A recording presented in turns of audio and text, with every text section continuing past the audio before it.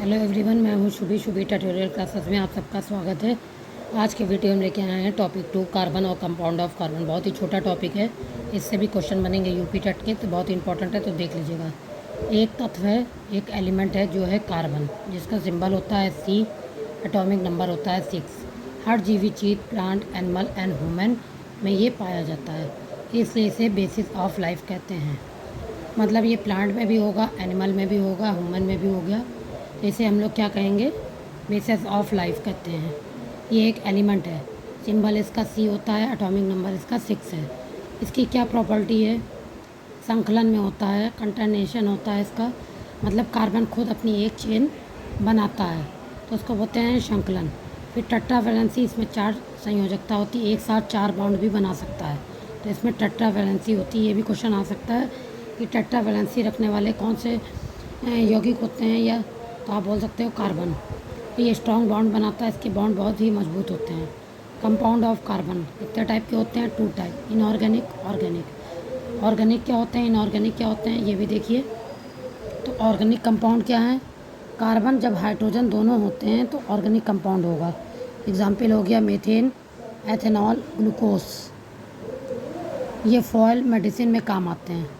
अगर कार्बन के साथ हाइड्रोजन भी होगा तो हमारा क्या होगा? ऑर्गेनिक। और जिसमें कार्बन होगा, हाइड्रोजन ज़रूरी नहीं होगा, तो वो होगा इनऑर्गेनिक। ऑर्गेनिक में क्या होगा? Methane, ethanol, glucose.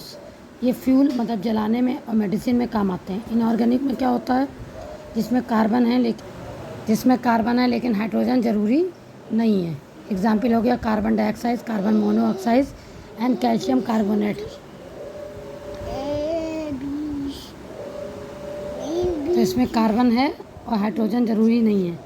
Carbon dioxide आ गया, कार्बन मोनोऑक्साइड हो गया, कैल्शियम कार्बोनेट हो गया।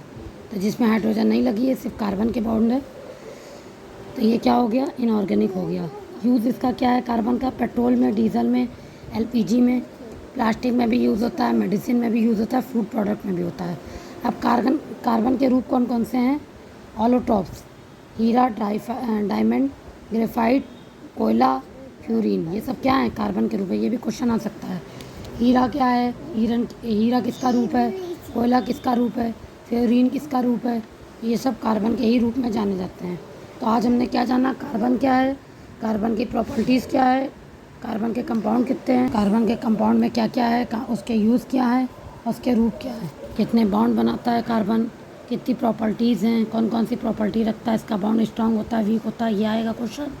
इनऑर्गेनिक होता है, ऑर्गेनिक होता है, इसके कौन कौन से रूप हैं। वीडियो अच्छा लगा हो तो लाइक शेयर सब्सक्राइब करिएगा, फेसबुक पेज को फॉलो करिएगा। फेसबुक पे भी मैं शेयर करती हूँ शुभी सिन्हा नाम से।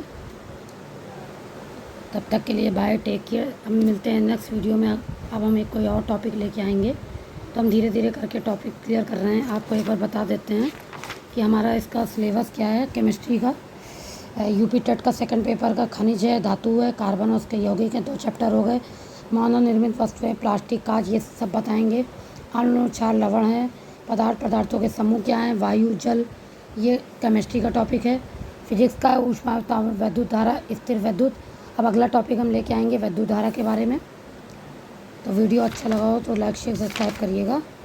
तब तक के लिए bye, take care and thank you for watching.